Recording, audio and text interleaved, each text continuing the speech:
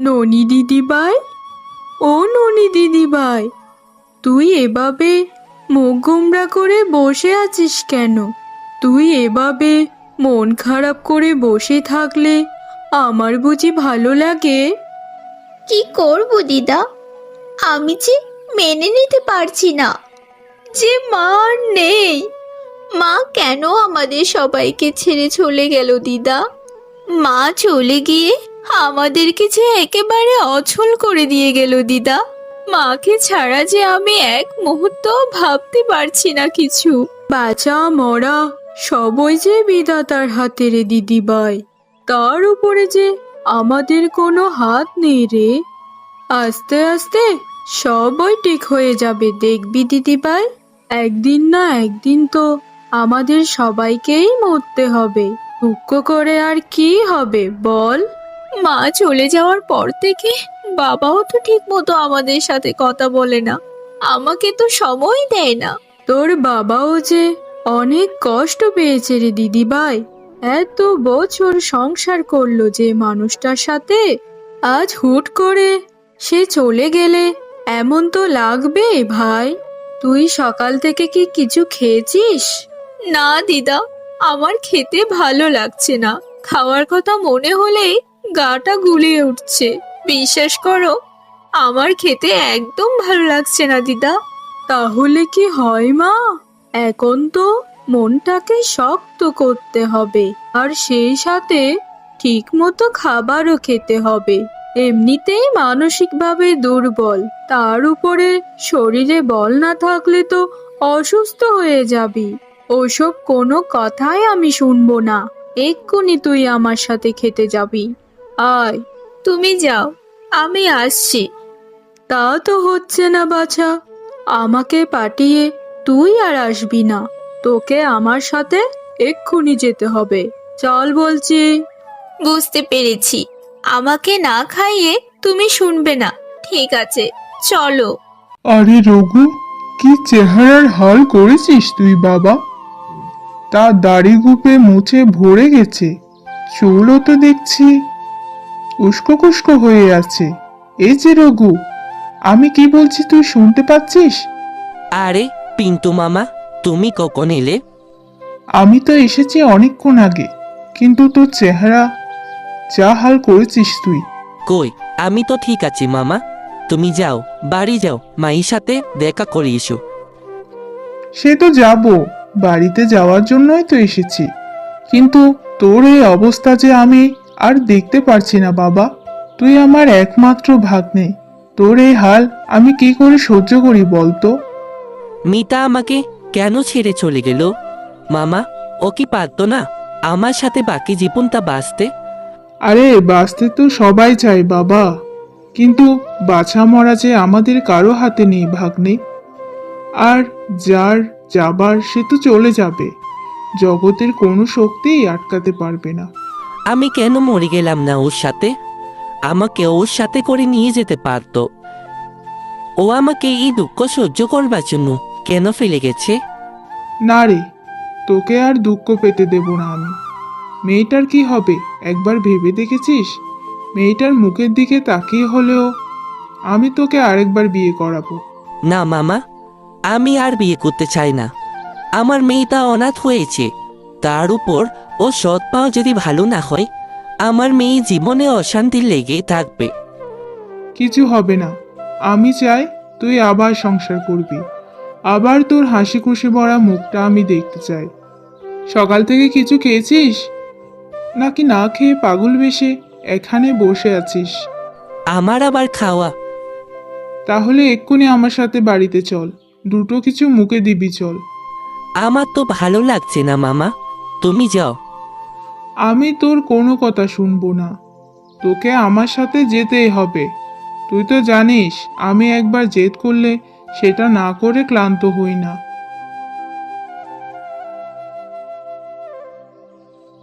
দিদি, তোর সাথে আমার কিছু জরুরি কথা ছিল। কি কথা বলবি বল রে ভাই। যেহেতু সবাই এখানে আছে, তাই সবার সামনেই বলে ফেলি। আমি ভাগ্নেকে আবার বিয়ে করাতে চাই। ভাগ্নের এই হাল আমি কিছুতেই দেখতে পারছি না দুই চোখে। না না মামা, আমি আমার মিতাকে বলে অন্য কাউকে বিয়ে করতে পারবো না। দেখ বাবা, যে চলে গেছে তার জন্য তো আর অপেক্ষা করে লাভ নেই। হাজার অপেক্ষা করলেও বৌমা যে আর ফিরে আসবে না রে। তার থেকে ভালো হয় তুই আবার নতুন করে সবকিছু শুরু কর। দিদা তো ঠিকই বলেছে বাবা, তুমি আবার নতুন করে জীবন শুরু করো। আর তুমি বিয়ে করলে বাড়িতে যে আমার নতুন মা আসবে। না রে মা, সৎ মা যদি ভালো না হয় তখন তোকে দেখবি কে? আমি আছি তো ভাগ্নে। ওরে, দেখে শুনে তেমন ঘরের মেয়ের সাথেই তোকে বিয়ে দেব। আর মেয়ে যদি ভালো না হয় তাহলে ননি দিদিভাই আমার কাছে গিয়ে শহরে থাকবে। না না মামা, আমার একমাত্র মেয়েকে আমি বিদেশ বিরহে রাখতে পারবো না। মেয়েটা যে আমার চোখের মণি। কিন্তু দিন দিন তুই নিজের যে হাল করছিস, তাতে করে নিজের মেয়েকে দেখাশোনা করার মতন অবস্থায় তুই তো থাকবি না। আমি তো বুড়ো হয়ে গেছি, আজ আছি কাল নেই। আমি না থাকলে তোদের বাপ বেটিকে দেখে রাখবে কে শুনি? সেজন্যই বলছি একটা বিয়ে কর। তোর মায়ের বয়স হচ্ছে দিন দিন, সে কি আর এই সংসার গুছিয়ে রাখতে পারবে নাকি? হ্যাঁ বাবা, সবাই যখন এত করে বলছে তুমি রাজি হয়ে যাও। বেশ, তোমরা সবাই যেটা চাইছো সেটাই হবে তাহলে। পাত্রী দেখা শুরু করো মামা। আমি কাল আবার তোর জন্য পাত্রী খুঁজে বের করব ভাগ্নে। আর 2 দিনের মধ্যেই তোকে আবার বিয়ে দেব। ঠিক আছে, এবার খা তোরা। খাবার সামনে রেখে সে তখন থেকে বকে যাচ্ছিস, খাবারগুলো যে ঠান্ডা হয়ে যাবে। কই রে দিদি ভাই, একটু বাদেই তো ওরা নতুন বনিয়ে চলে আসবে। ওরে সব কাজগুলো ঠিক মতন গুছিয়ে রাখ। তুমি কোনো চিন্তা করো না দিদা, আমি সব কাজই গুছিয়ে রেখেছি। এখন শুধু বরণডালাটা সাজালেই শেষ। তা কি ব্যাপার জেঠিমা, নতুন বউ আসছে অথচ আমাদের কাউকে তো কই ডাকলে না বউ বরণ করার জন্য? বউ তো এখনো এসে পৌঁছায়নি, সেজন্য তোদেরকে খবর পাঠাইনি আমি। ভেবেছি বউ এলেই ননিকে দিয়ে ডেকে পাঠাবো তোদের। তা যা হোক, এসেই যখন পড়েছিস তো দেখ তো সবকিছু ঠিকঠাক আছে কিনা। দেখো তো কাকিমা, বরণডালাটা গোছানো ঠিক আছে কিনা। সে কি রে, তোর সৎ মায়ের জন্য তুই নিজেই কিনা বরণডালা সাজিয়েছিস? যে সৎ মায়ের জন্য বরণডালা সাজাচ্ছিস, দেখিস সেই মাই না আবার তোকে ঘর থেকে বের করে দেয়। কি যা তা বলছিস লতা? আমি ঠিকই বলছি জেঠিমা, এবারে বুঝি মেয়েটার কপালটা পুড়লো। কই রে দিদি, নতুন বউ নিয়ে তো আমরা চলে এসেছি। তা নতুন বউকে বরণ করে এবার ঘরে তোল। তো দেখতে তো ঠিকঠাকই লাগছে, কিন্তু পরে কি হবে কে জানে। কই রে ননি, তোর নতুন মাকে বরণ করার কাজটা শুরু কর। মা, যা করার তাড়াতাড়ি করুন। এই গরমে আমার আর দাঁড়িয়ে থাকতে ভালো লাগছে না। ও মা, নতুন বউয়ের কি চোপা দেখো, আস্তে না আস্তে মুখ দিয়ে একেবারে খই পোটা শুরু হয়েছে। আহ, তুই থামবি লতা? বেচারি সারা দিন বিভিন্ন আচার অনুষ্ঠানের মধ্যে ছিল, তাই হয়তো বা গরম লাগছে। এখন চল, তাড়াতাড়ি বরণ করে নতুন বউকে ঘরে তোল। হ্যাঁ হ্যাঁ, তাই চলো, না হলে আবার তোমার নতুন বউ গরমে দাঁড়িয়ে থাকতে পারবে না এখানে। সে কি বৌমা, কালই তো তুমি এ বাড়িতে এলে, আর আসতে না আসতে রান্নাঘরে ঢুকেছ কেন গো? আমি রান্না বান্না না করলে কে করবে শুনি? এই বাড়িতে বউ হয়ে এসেছে যখন, তখন রান্না বান্না বাড়ির সব কাজ আমাকেই তো দেখতে হবে মা।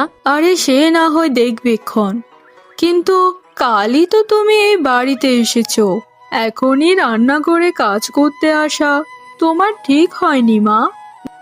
মা, আমার মেয়ে কোথায়? ওকে তো দেখছি না সকাল থেকে। ননি দিদিভাই তো ঘুমাচ্ছে আমার ঘরে। বেচারি কাল সারা রাত আমার সাথে গল্প করে শেষ রাতে ঘুমাতে গেছে, আমিও তাই আর ডাকিনি ওকে। এটা কেমন কথা মা? বাড়ির মেয়ে এত বেলা পর্যন্ত ঘুমাবে, এটা তো খুবই খারাপ দেখায় মা। সকাল সকাল উঠে বাড়ির কাজ গুছিয়ে স্কুলে যাবে, আর তা না হলে সকালে উঠে বই নিয়ে পড়তে বসবে। আসলে বৌমা, ললিতা মারা যাওয়ার পর থেকে মেয়েটা কেমন যেন আনমনা হয়ে গেছে। এখন আর স্কুলেও যেতে চায় না। মা মরা মেয়ে, সেজন্য আমরাও কিছু বলি না ওকে। এটা একদম ঠিক নয় মা। আপনারা তো ওর ভবিষ্যৎ নষ্ট করছেন এভাবে আদর দিয়ে দিয়ে। ঠিক আছে বৌমা, আমি তাহলে ননিকে ডেকে এনে খেতে বসাচ্ছি। আপনার ছেলেকেও ডেকে আনুন মা, সবাই একসাথে খাবার খাবেন। ঠিক আছে বৌমা। এই কি মা, তুমি আজ শুধু শাক রান্না করেছো কেন? এই গরমে যত আঁশযুক্ত খাবার খাবে তত ভালো হবে স্বাস্থ্যের জন্যে। বেশি ভাজা পোড়া খাবার খেলে পেট খারাপ করবে সবার। ননি তো মাংসের ঝোল খেতে খুব ভালোবাসে, তুমি না হয় ওর জন্য একটু মাংসের ঝোল করতে। বৌমা নতুন এসেছে, সে তো আর জানে না কে কি পছন্দ করে। পছন্দ অপছন্দ সে তো আমি জেনে নেব মা, কিন্তু স্বাস্থ্যের জন্য ঝুঁকিপূর্ণ কোনো খাবার সেটা আমি কিন্তু কাউকেই খেতে দেব না মা। বেশ বেশ, তুমি যা চাইবে তাই হবে বৌমা। নিন, এখন সবাই খেয়ে নিন। কি রে ননি, তোকে তো এত সকালে সচরাচর ঘুম থেকে উঠতে দেখি না। আজ সূর্য কোন দিকে উঠলো রে? মা সকাল সকাল ঘুম থেকে ডেকে দিয়ে থালা বাসন ধুতে পাঠালো। দিদার শরীরটা তো বেশি ভালো না, মা তো একা সব কাজ করে পারে না, তাই আমাকে পাঠালো। আহা, তুই রাগ করছিস কেন মা? আমি তো তোর কাকিমা হই, তোর কাছের মানুষ। এই সকালে না ঘুমিয়ে তুই পুকুর ঘাটে এসেছিস, তাই তোকে দেখে বড্ড মায়া হলো রে। মা বলিস না রে, মা বলিস না, ও যে তোর সৎ মা রে। ওরে, সৎ মা কি কখনো আপন মায়ের সমান হয়? দুদিন বাদেই দেখিস তোকে বাড়ি ছাড়া করবে, আর না হলে এমন অত্যাচার করবে যে তুই নিজেই বাড়ি ছাড়বি। না না, এমন কিচ্ছু হবে না, মা তো আমাদের সবার খুব ভালো করেই খেয়াল রাখে। আহ, খেয়াল রাখে না ছাই, ওসব তো লোক দেখানো, বুঝিস না? না হলে যে লোকে বলবে সৎ মা মেয়েটার উপরে অত্যাচার করছে। মিষ্টি মিষ্টি কথা বলে মন ভুলিয়ে তোকে দিয়ে সব কাজ করিয়ে নিচ্ছে, বুঝলি? তুমি শুধু শুধু এমন বলছো কাকিমা, আমি তো কই খারাপ কিছু দেখি না। বেশ, তা বলে আজ সকালে তুই ভাত কি দিয়ে খেয়েছিস শুনি? সকালে মা আলু ভর্তা আর শাক ভাজি করেছিল, এটা দিয়েই খেয়েছি সবাই। কিন্তু তুই তো আবার ওই মুরগির ঝোল ছাড়া খাস না রে। তা এটা নিশ্চয় তোর সৎ মা জানে। হ্যাঁ, জানি তো, বলেছে এই গরমে তেল বা মশলাযুক্ত খাবার খেলে পেট খারাপ হবে। তা বলি তুই কি এখনো বুঝতে পারছিস না যে তোকে মুরগির ঝোল খেতে দেবে না বলেই ওই শাকগুলো রান্না করেছে? আজই তুই বাড়ি গিয়ে মুরগির ঝোল খেতে চাইবি, দেখিস তো তোকে মুরগির ঝোল করে দেয় কি না। ঠিক আছে, রাতের খাবারে আমি মুরগির ঝুলি করতে বলবো। মেয়েটা সেই কখন গেল থালা বাসন নিয়ে, কিন্তু এখনো তো ফিরে এলো না। আরে বৌমা, এত চিন্তা করো না তো, আসবে আসবে। অনেক দিন বাদে কাজ করছে আমার দিদিভাই। মা মরে যাওয়ার পরে ওকে তো সবাই মাথায় করেই রেখেছে। অনেক দিন কোনো কাজ করেনি তো, তাই হয়তো দেরি হচ্ছে। আমি তো কখনোই চাই না আমার মেয়ের খারাপ হোক। আমি তো চাই ও নিজের পায়ে দাঁড়াক, নিজের কাজ সব নিজে করতে শিখুক, কখনো যেন কারো উপর নির্ভরশীল না হতে হয় ওকে। কিন্তু বৌমা, মেয়েটা যে খুব জেদি আর একরোগা। সব কিছু শিখিয়ে পড়িয়ে দিতে গেলে ও যদি তোমায় ভুল বুঝে? এখন ভুল বুঝলেও একদিনও ঠিক হয়ে বুঝতে পারবে আমি কেন ওকে এইভাবে তৈরি করছি। এসে গেছিস মা? এখন যা, থালা বাসনগুলো গুছিয়ে স্কুলের ব্যাগ নিয়ে স্কুলে যা। মা, আজ রাতে কিন্তু আমি মুরগির ঝোল খাবো। রোজ রোজ এই শাক পাতা আর আলু সিদ্ধ এইসব খেতে আর আমার ভালো লাগে না। তা হঠাৎ মুরগির ঝোল খেতে মন চাইলো কেন রে? এত কিছু আমি জানি না বাবু। আমি জানি আমাকে তুমি রাতে মুরগির ঝোল করে দেবে। আচ্ছা ঠিক আছে, রাতে আমি তোর জন্য মুরগির ঝোল করে দেব। এখন লক্ষ্মী মেয়ের মতো স্কুলে যা তো দেখি মা। যা ননি দিদিভাই, মায়ের কথা যে শুনতে হয়। মা কি তোর খারাপ চাইবে কখনো? ঠিক আছে, যাচ্ছি আমি।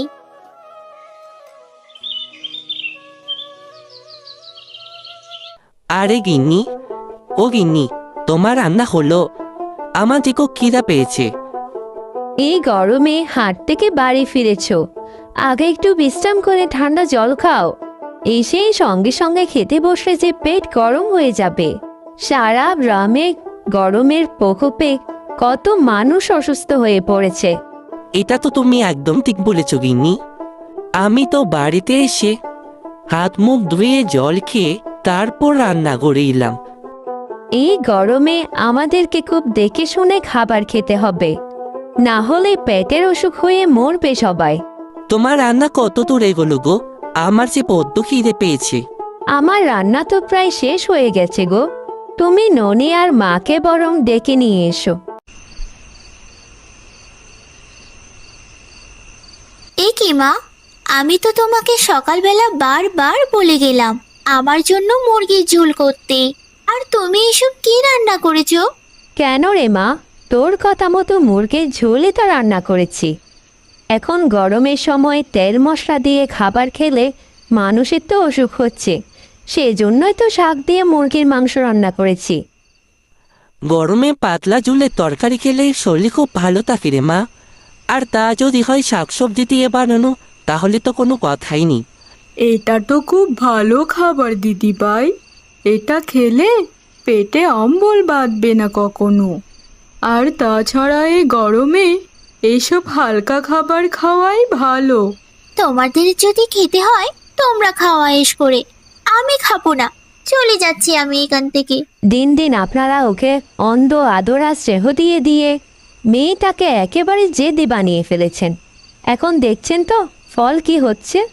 কাল আমি যেটা করব ননি মায়ের ভালোর জন্যই করব, সুতরাং কেউ আমার কাছে বাধা দেবেন না কাল। তা তুমি কি করতে চাইছো বৌমা? সেটা আগামীকালই টের পাবেন সবাই। এখন সবাই খাবার খান।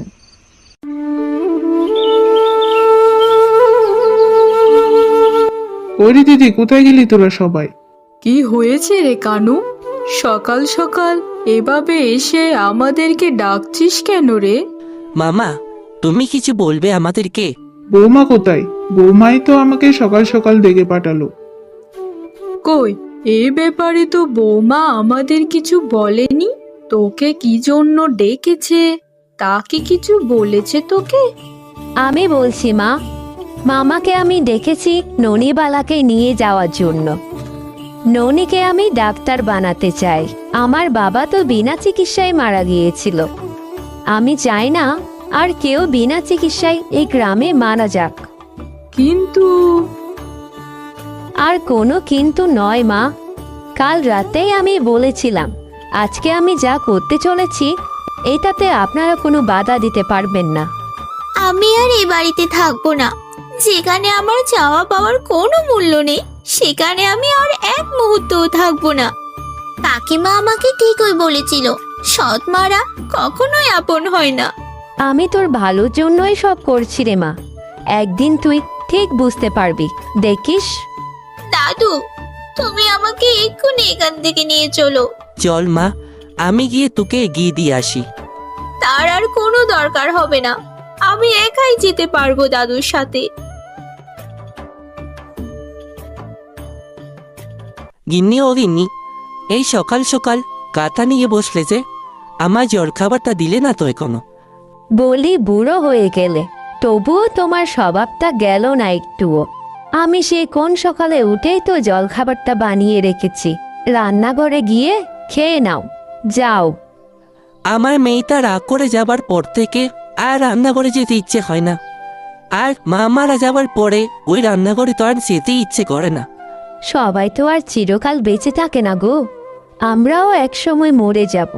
তুমি না হয় বারান্দায় বসো, আমি এখানে তোমার খাবার এনে নিচ্ছি। বেশ, তবে তাই দাও। বাড়িতে কেউ আছেন নাকি? তুমি কে গো মা, কাকে চাও? এই বাড়িতে মঞ্জুবালা নামে যে বিদ্যা ছিলেন, তিনি কোথায়? তোর দিদা তো কিছুদিন আগে মারা গেছে রে মা। তোকে তো কতবারই চিঠি লিখলাম, তুই তো চিঠির কোনো উত্তরই দিলি না। তুই আমার ননিমা, কত বড় হয়ে গেছিস তুই। আমাকে তুমি কি করে চিনলে মা? কারণ আমি যে তোর মা রে, মায়ের চোখ কখনো ভুল করতে পারে না। তোকে পেটে ধরে নি ঠিকই, কিন্তু তারপরও আমি যে তোর মা। তোমাদের সাথে আমার অনেক গল্প করা বাকি বাবা। আগে শাক দিয়ে মুরগির ঝোল রান্না করো মা, একসাথে খেতে খেতে সবাই মিলে আমরা গল্প করব। তুই ঘরে গিয়ে বিশ্রাম নে, আমি এক্ষুনি রান্না চড়িয়ে দিচ্ছি।